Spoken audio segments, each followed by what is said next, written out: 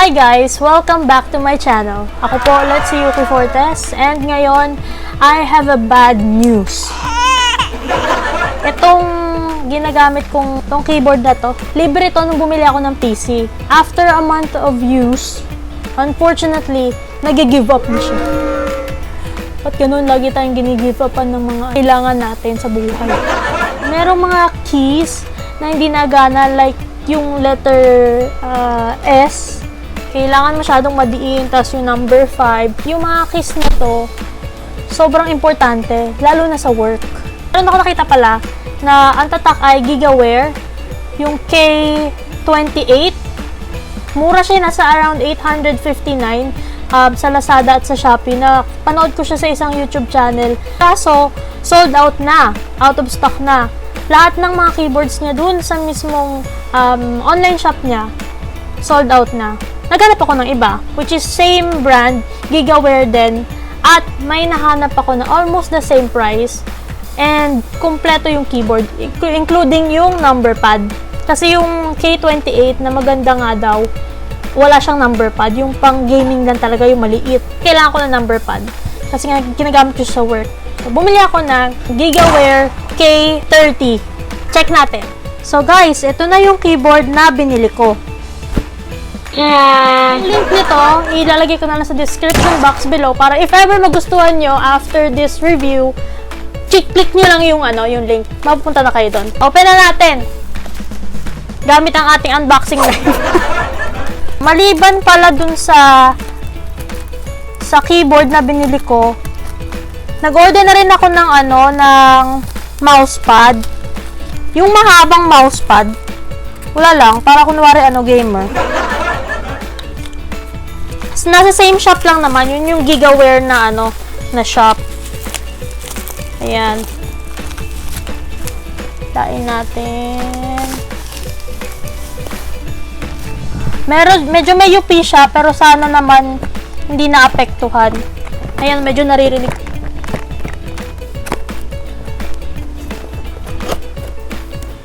Whoop! May reviewer ka, girl. Ayan. Kayo munang tumingin.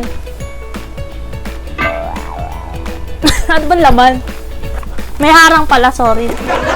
So, makikita mo agad, unang-una, cable. Hindi siya braided cable, pero mukha naman siyang matibay. Konti. Mukha siyang konting matibay. Tapos, meron siyang balot. Amoy factory. Complete yung keyboard. May kasama siyang number pad. At, ang unang-una ko talagang gustong tignan dito, yung ilalim. Kasi, lagi akong madaling mangalay pag nagtatype.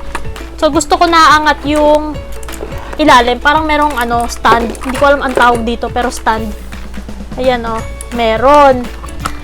Tapos, akala ko wala yung, yung pang-remove niya ng keycaps. Andito pala.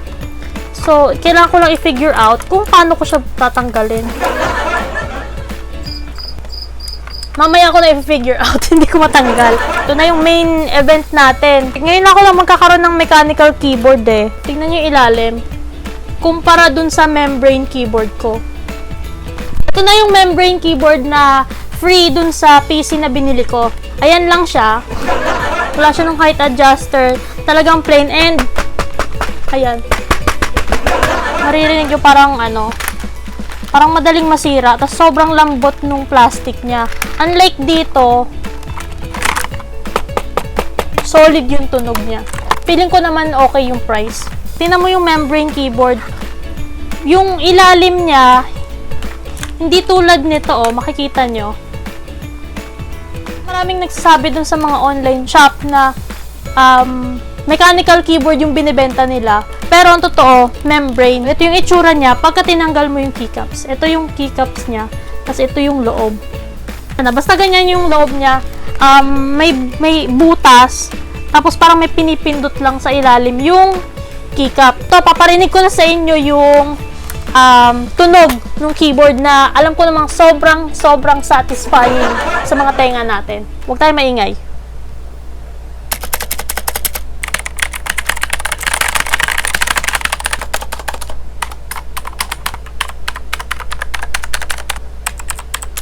Hala, totoo pala yung parang pag pinindot mo, pag first time mong makahawak ng mechanical keyboard, nakaka-addict kasi ito parang kailangan mo pa ng puwersa sa membrane na keyboard. Kailangan mo pa ng puwersa. Unlike dito, ayan parang pag gano'n mo lang, napipindot na siya agad. Kaya siguro sabi nila, mas maganda daw talaga mechanical keyboard pag more on typing ka. Plus na lang yung sound, satisfying sound. Saksak na natin para makita natin yung lights.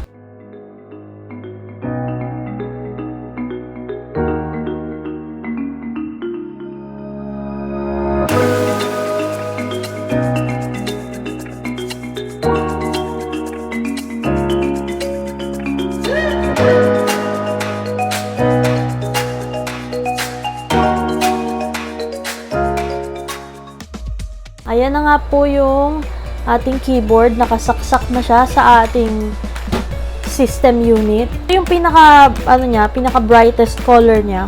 Or color, but yung lighting niya. Ito yung ginagamit pag a-adjustin yung light. FN, tapos down, arrow, or up. Pag naman tatlong taas or tatlong up arrow yung kinlik mo, mapupunta siya sa effect na breathing. Ayan.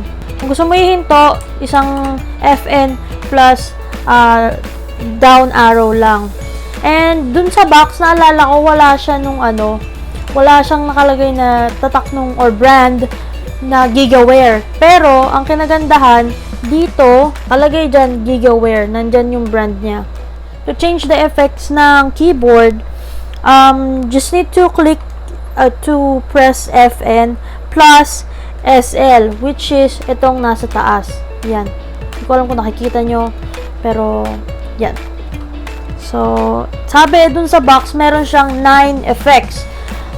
Kaso, ang problema ko naman dun, Chinese yung sulat dun sa instruction.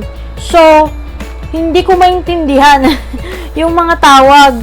Kayo na lang bahala mag-isip kung anong tawag, pero papakita ko na lang sa inyo kung ano yung itsura pag yun yung effect na gamit nyo dito sa ating Gigaware K30 na mechanical keyboard.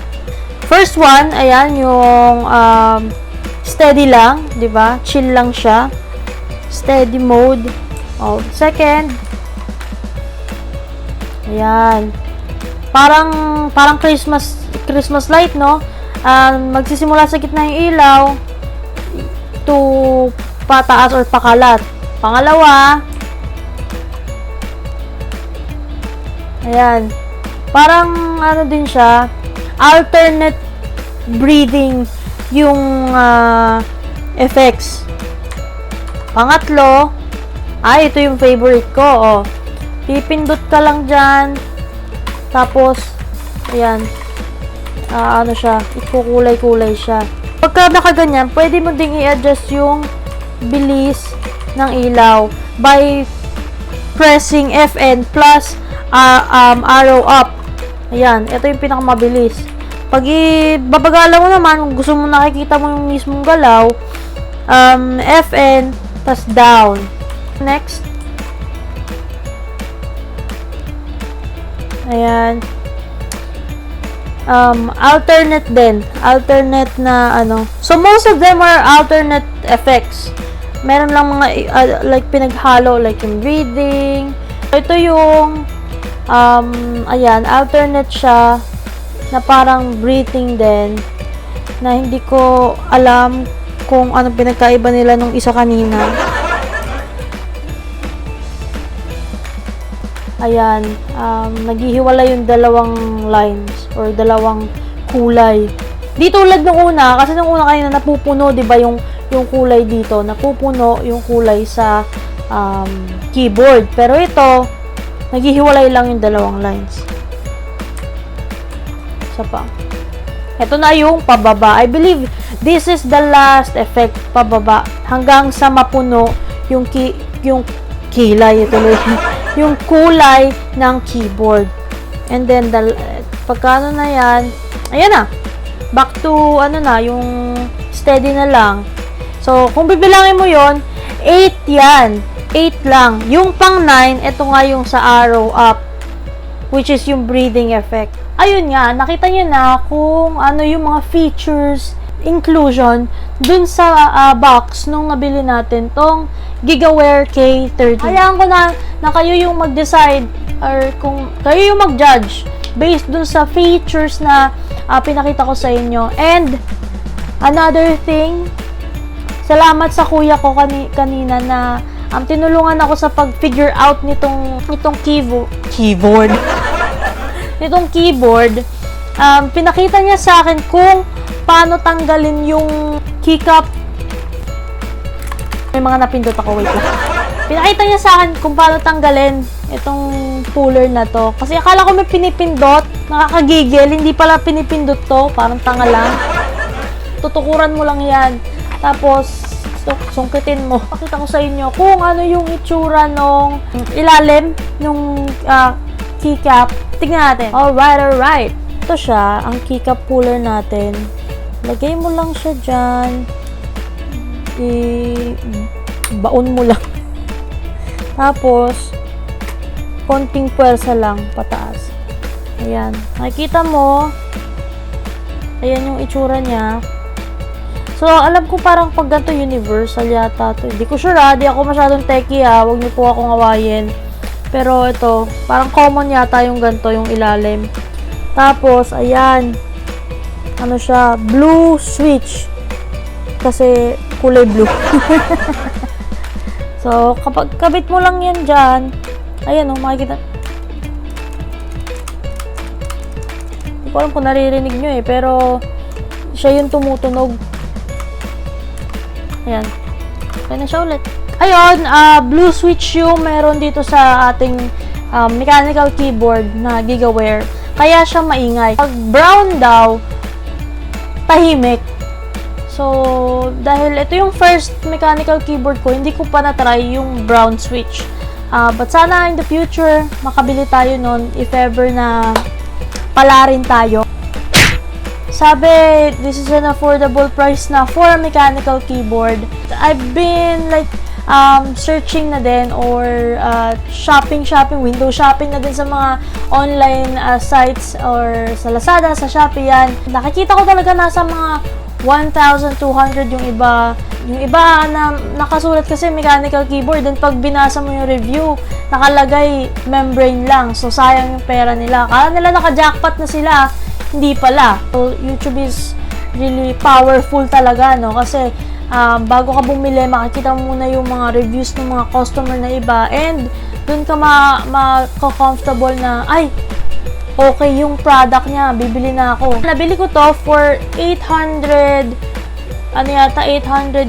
something. Almost 900 pesos na din. Good thing naman kasi dahil naka 1,000 pesos yata ako, naging free shipping na siya dun sa mismong store. Kasi yung binilan ko ay yung mismong brand, GigaWare, sa Shopee. I'll include the link in the description so you can check. Just click it. Check nyo na din yung ibang products nila. I'm so thankful din dun sa seller or dun sa kung sino man nag-deliver nito or kung sino man lahat ng humawak at nag-assist sa ating product. I'm so thankful kasi dumating siya ng maayos at mabilis. Pinlace ko yung order ng 2nd or September 2nd, September 2. Dumating siya kahapon, September 5. So, sipin mo yun, 3 days lang. Taga Cavite lang naman ako, so baka kaya mabilis. It still depends on where you are located pa din. Yung how many days ang delivery. Another thing, nagustuhan ko dun sa shop nila, though I'm not sponsored, pero masaya lang talaga ako kasi may mga maganda silang product. Sabi ko kanina, bumili rin ako ng mousepad. Yung mahabang mousepad for 127 pesos. Yan! For gamers, by gamers. Makapal siya, makapit na tela. At makapal. Makapal siya, Tapos, goma yung ilalim. So, hindi magi-skid yung... Itong mousepad mismo, hindi magi-skid dun sa table nyo. And, sa sobrang haba niya, so pagka bibili kayo nito, make sure na marami talaga kayong space. Ang haba niya, so kailangan talaga table. Literal na table. Hindi ko alam kung gaano kahaba to Nalimutan ko, hindi ako umano sa details masyado kasi normal na customer lang ako. Meron akong idea, pero hindi siya yung to the point na geek or nerd dun sa bagay na yon. Mahilig lang din talaga akong mag-games, mag-gameplay, yung game enthusiast din ako. For me, magaganda yung products nila. I'm so satisfied with everything. Mag-check na din ako. Siguro susunod, mouse, kasi yung mouse ko dito, hindi pa naman siya nasuko, pero medyo sumasablay-sablay na din. Ito na pala yung part ng ating video sa mga shoutout natin. Shoutout po muna tayo. Last video wala akong na shoutout eh. So, pasensya na po. Pero ito na yung mga shoutout natin today. Unang-una, sa listahan, si Joris Akyatan. Hello! Shoutout! And, doon na rin sa yung Bebe Labs na si Radley Nicomedes. Hi, miss ko na kayong dalawa. Hindi ko matandaan kung today ba yung yung mansari nyo, pero happy mansari sa inyong dalawa. Love, love. Another shoutout po sa aking previous trainer dun sa previous account ko. Bostayan Nagarces, hi! Shoutout sa inyo. So, itong huli, nag-shoutout na ako sa kanya nung second video ko and nag-comment ulit siya. So, thank you so much, Leslie May Mercado, sa iyong walang sawang suporta. Gusto ko rin magpasalamat ng sobra sa mga taong laging nag-share, nagla-like, nagko-comment dito sa mga videos ko na pinopost. Sobrang na-appreciate ko yung pagtulong nyo sa YouTube channel natin and sana maisama ko rin kayo sa susunod na mga vlogs ko. If ever na matapos na yung COVID-19, sana po matapos na kasi mag-2021 na. Gusto ko nang lumabas. Ayun lang, yun na po ang shoutout natin for today. Kung bago ka sa YouTube channel ko, please don't forget to comment. Or kung gusto mo magpa-shoutout, sabihin mo, shoutout po. Kung bukal naman sa loob mo, pwede ka rin mag-like at mag-subscribe para sa mga susunod na YouTube videos natin. Probably yung susunod natin na video is about call center na or BPO Live.